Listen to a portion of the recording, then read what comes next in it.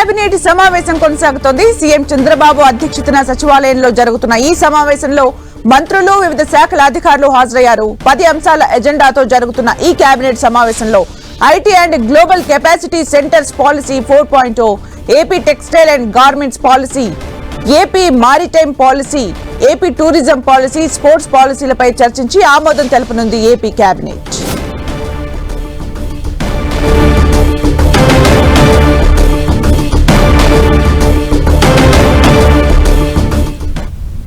మరింత సమాచారం మా ప్రతినిధి విజయ్ చంద్ర అందిస్తారు. విజయ్ చంద్ర,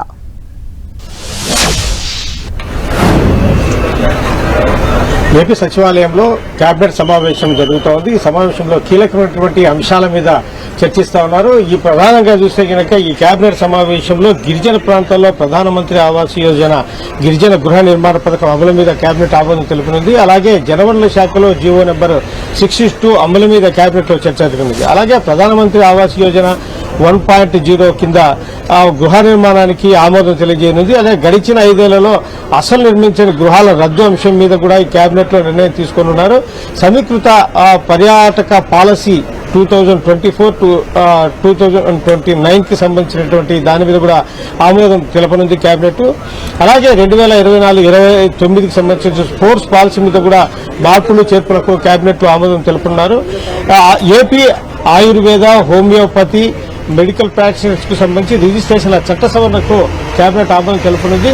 డిసెంబర్ 15న పొట్టి శ్రీరాములు వర్ధంతిని ఆత్మార్పణ సంస్మరణ దినంగా నిర్వహించే ప్రతిపాదన మీద కేబినెట్ లో చర్చ జరగనుంది. అలాగే AP information technology global capability centre ఏర్పాటు మీద పాలసీకి సంబంధించినటువంటి దాని మీద కేబినెట్ లో చర్చ ఉన్నారు. ఏపీ టెక్స్టైల్స్ గవర్నమెంట్ పాలసీ మీద కూడా చర్చ ఉంది. ఏపీ మారిటైమ్ పాలసీని కూడా చర్చించనున్నారు. ఈ కేబినెట్ సమావేశంలో ప్రధానంగా చూస్తే కనుక ఈ అక్రమ బియ్యం తరలింపు దాని మీద ఎటువంటి చర్యలు తీసుకోవాలనే దాని మీద కూడా పెద్ద ఎత్తున దాని మీద చర్చించి మంత్రివర్గ సహచరుల అభిప్రాయాలు కూడా చంద్రబాబు నాయుడు తీసుకున్నారు. ఇప్పటికే రాష్ట్ర వ్యాప్తంగా ఈ బియ్యం అక్రమ రవాణా ఏదైతే స్మగ్లింగ్ ఏదైతే ఉందో అది సంచలనం సృష్టించిన నేపథ్యము.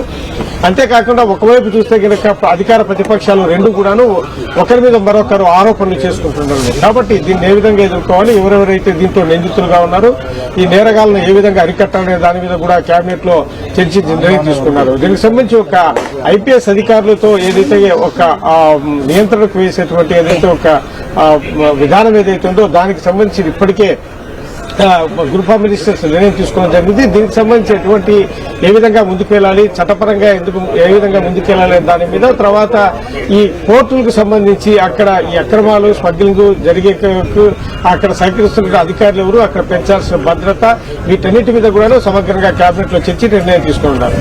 Thank you Vijay Chandra for the updates.